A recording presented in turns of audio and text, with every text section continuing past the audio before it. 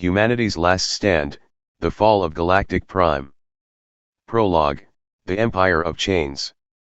The Galactic Prime Dominion did not conquer, it consumed. For 10,000 years, its legions had marched across the stars, bending civilizations to their will. Those who resisted were crushed. Those who submitted were enslaved. The Dominion's rule was absolute, enforced by their invincible armadas and the godlike might of their dreadnoughts, planet killers capable of reducing entire worlds to ash. And now, their gaze had fallen upon Earth. Humanity had fought. Oh, how they had fought! The United Sol Defense Fleet had bled itself dry in a dozen desperate battles, buying time with lives. But it wasn't enough. Mars was gone. Titan's shipyards were molten ruins. The last defenders of Earth gathered for one final, hopeless stand. And then Phoenix Dawn arrived. Chapter 1, The Iron Bastion Fleet. Admiral Kale Vorsa stood on the bridge of the Soul's Vengeance, his hands clenched behind his back. The holographic tactical display flickered before him, a sea of red enemy markers drowning the few remaining blue dots of human resistance. We're outnumbered 50 to 1. The Dominion's eternal judgment, a dreadnought the size of a moon, loomed at the heart of the enemy formation, its Oblivion cannons charging for the killing blow. "Admiral," whispered Commander Lyra, her voice hollow. "The Bastion's shields are at 12%. The ironclad is gone. We can't hold." Vorsa didn't flinch. "Then we die standing." Across the fleet, the last human warships, battered carriers, scorched destroyers, gunships with half their crews dead, prepared for their final charge. And then, a distorted voice crackled over the comms. "This is Captain Jace Riker of the Phoenix Dawn. I'm coming in hot."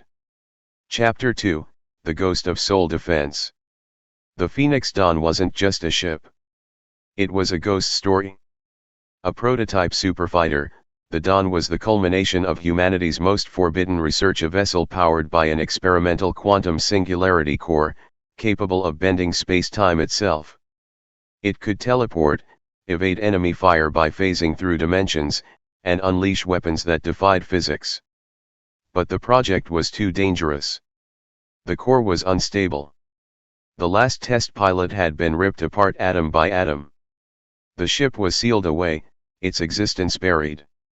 Until Jace Riker stole it. Chapter 3, The Disgraced Ace. Riker had once been the best pilot in Sol Defense. Then, during the Battle of Ceres, he disobeyed orders to save a civilian convoy. The mission failed. The Dominion glassed Ceres. Riker was court-martialed, stripped of rank, and left to rot in a Martian prison. But when Earth's doom came, he broke out. And he stole the one weapon that could turn the tide. Chapter 4, The Singularity Strike. The Phoenix Dawn streaked into battle, its hull shimmering with unstable energy. The Dominion hesitated. This was no ordinary human ship. Riker's voice was calm. "You wanted a war, Prime. Let's see how you like ours." The Dawn's core flared. Reality twisted. In an instant, the fighter teleported behind the Eternal Judgment and unleashed its primary weapon, the Event Horizon Lance, a beam that ripped open a microscopic black hole inside the dreadnought's hull. The flagship convulsed. Then imploded. Chapter 5, The Last Gambit. The battlefield froze. Then chaos. Without their flagship, the Dominion fleet faltered. Human ships, reinvigorated, pushed forward. The Phoenix Dawn became a blur of destruction, phasing through enemy fire, striking, vanishing. But Riker knew the truth, the core was killing him. Every jump irradiated his body. Every shot brought him closer to death. He had minutes left. He grinned. Worth it? Chapter 6, The Final Run. The Dawn shot straight for the heart of the enemy fleet, the command nexus, where the Dominion's High Executor watched in disbelief. Riker's final transmission echoed across every human ship. "This is for Earth."